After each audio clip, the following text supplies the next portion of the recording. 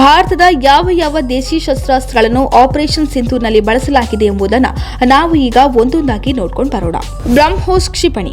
ಪಾಕಿಸ್ತಾನದ ನೂರ್ಖಾನ್ ಸೇರಿ ಹಲವು ಏರ್ ಬೇಸ್ಗಳ ಮೇಲೆ ದಾಳಿ ನಡೆಸಲು ಈ ದೇಶಿ ನಿರ್ಮಿತ ಬ್ರಹ್ಮೋಸ್ ಕ್ಷಿಪಣಿಯನ್ನ ಬಳಸಲಾಗಿದೆ ಎಂದು ಹೇಳಲಾಗಿದೆ. ರಷ್ಯಾ ಮತ್ತು ಭಾರತ ಜಂಟಿಯಾಗಿ ಅಭಿವೃದ್ಧಿಪಡಿಸಿದ ಈ ಕ್ಷಿಪಣಿ ಕಂಡರೆ ಪಾಕಿಸ್ತಾನಕ್ಕೆ ಭಯ. ಈ ಸೂಪರ್ಸಾನಿಕ್ ಮಿಸೈಲ್ ಹಾರಿ ಬರುವ ವೇಳೆ ಅದನ್ನು ಪತ್ತೆ ಹಚ್ಚುವ ರಾಡಾರ್ ಮತ್ತು ಅದರ ದಾಳಿ ತಡೆಯುವ ಶಕ್ತಿಯಂತೂ ಸದ್ಯಕ್ಕೆ ಪಾಕಿಸ್ತಾನ ಸೇರಿದಂತೆ ವಿಶ್ವದ ಯಾವುದೇ ದೇಶಗಳ ಬಳಿಯೂ ಇಲ್ಲ.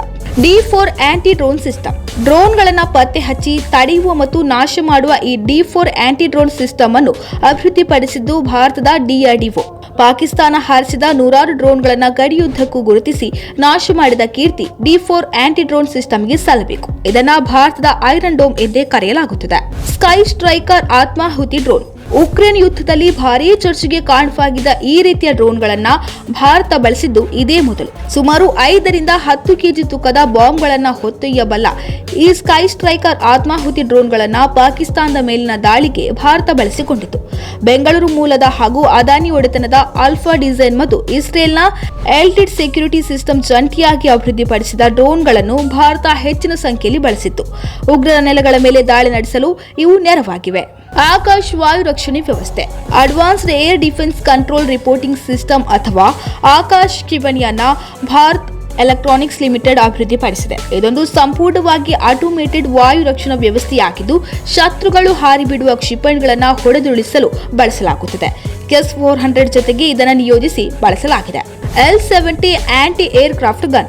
ಇದನ್ನು ಮೊದಲು ಅಭಿವೃದ್ಧಿಪಡಿಸಿದ್ದು ಸ್ವೀಡನ್ ಮೂಲದ ಬೋಫರ್ಸ್ ಕಂಪನಿ. ಸದ್ಯ ಈ ಏರ್ ಕ್ರಾಫ್ಟ್ ಗನ್ ಭಾರತದಲ್ಲೇ ಉತ್ಪಾದನೆಯಾಗುತ್ತಿದೆ.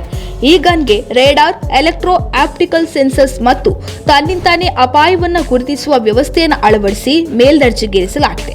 ಪಾಕಿಸ್ತಾನ ಹಾರಿಬಿಟ್ಟ ಹಲವು ಟರ್ಕಿ ಮೂಲದ ಡ್ರೋನ್ಗಳನ್ನು ಈ ಏರ್ ಕ್ರಾಫ್ಟ್ ಗನ್ ಹೊಡೆದುರುಳಿಸಿದೆ. ಪ್ರಿಸಿಷನ್ ಸೈಕ್ ವೆಪನ್ ಸಿಸ್ಟಮ್.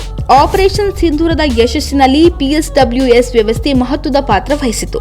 ಶತ್ರುಗಳ ನೆಲೆಯ ಮೇಲೆ ನಿಖರವಾಗಿ ದಾಳಿ ನಡೆಸಲು ಈ ಮಿಲಿಟರಿ ತಂತ್ರಜ್ಞಾನವನ್ನು ಬಳಸಲಾಗುತ್ತದೆ. SAAW ಕ್ಷಿಪಣಿ ವ್ಯವಸ್ಥೆ. SAAW ವ್ಯವಸ್ಥೆಯು DRDO ಅಭಿವೃದ್ಧಿಪಡಿಸಿದ ಸ್ವದೇಶಿ ಅಸ್ತ್ರವಾಗಿದೆ. ಡ್ರೋನ್ನಂತೆ ಕಾಣುವ ಆದರೆ ಬಹುದೂರದ ಗುರಿಯನ್ನು ಹೊಡೆದುರುಳಿಸಬಲ್ಲ ಈ ಕ್ಷಿಪಣಿಯನ್ನು ವಿಮಾನದ ಮೂಲಕ ಉಡಾಯಿಸಲಾಗುತ್ತದೆ. ಆಕಾಶದಿಂದ ನೆಲದ ಮೇಲಿನ ಗುರಿಗಳನ್ನು ನಿಖರವಾಗಿ ನಾಶ ಮಾಡುತ್ತದೆ. ಪಾಕಿಸ್ತಾನದ ಪ್ರಮುಖ ಸೇನಾ ನೆಲೆಗಳ ಮೇಲೆ ದಾಳಿ ನಡೆಸಲು ಈ ಅಸ್ತ್ರ ಬಳಸಲಾಗಿದೆ. ಬಾರಾಕ್ 8 MRSAM.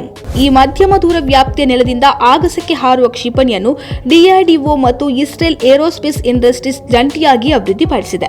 ಪಾಕಿಸ್ತಾನದ ಅತ್ಯಾಧುನಿಕ ಕ್ಷಿಪಣಿಯಾದ ಫತೇ 2 ಕ್ಷಿಪಣಿಯನ್ನು ಇದೇ ಕ್ಷಿಪಣಿ ವ್ಯವಸ್ಥೆ ಹೊಡೆದುರುಳಿಸಿದೆ.